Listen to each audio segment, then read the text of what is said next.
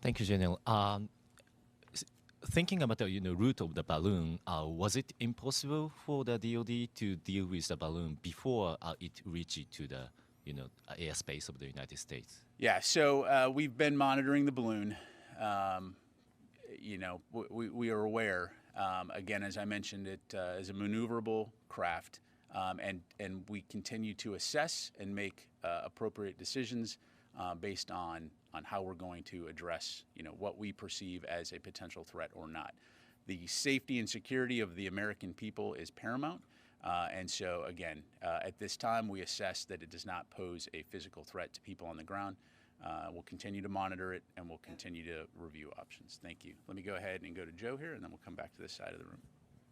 So you said that this is the first time this isn't the first time we've seen a balloon fly over the continental U.S. In the past, has it flown over other sensitive areas, such as military bases? You haven't been very specific. It's just the continental U.S. Yeah, no, I appreciate it. I haven't been very specific because that information is classified, and I'm just not going to be able to talk about it. So thank you. Idris. The Canadian Defense Ministry yesterday said they were tracking a second potential spy balloon. Are you tracking a second potential incident?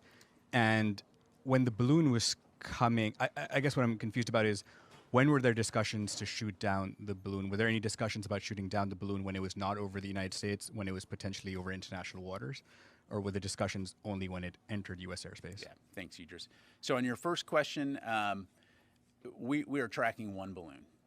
So in regards to statements by Canada, I'd refer you back to them on that.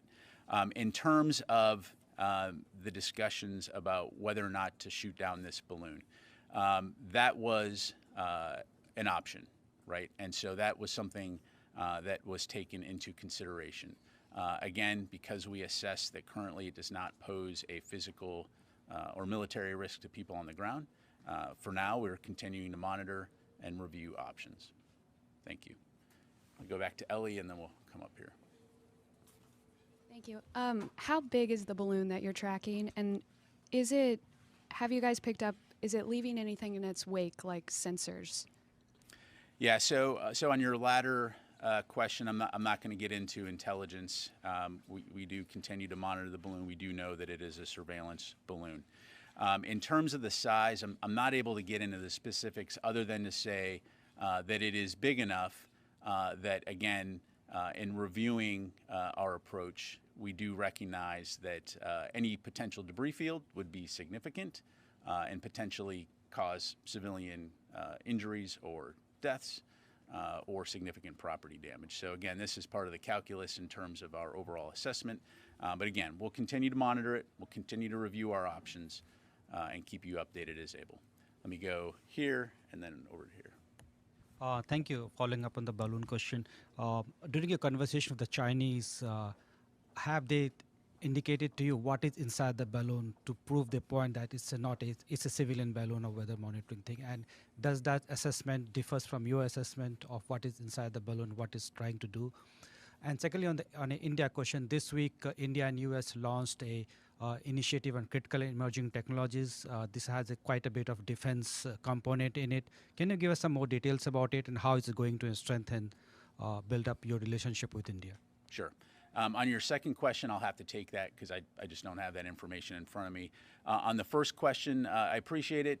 As I mentioned, we have contacted the PRC. I'm not going to get into their reaction. I'd refer you to them for that. But we have clearly communicated that this balloon is violating U.S. airspace and international law and that this is unacceptable. Thank you. Go over here and then go over here. Thank you, sir. Is the Pentagon looking at any possibility of maybe altering the course of the balloon to take it to a location where they could shoot it down in a rural area? Again, monitoring, we're reviewing options, but I'm not going to go into any further specifics. Thank you.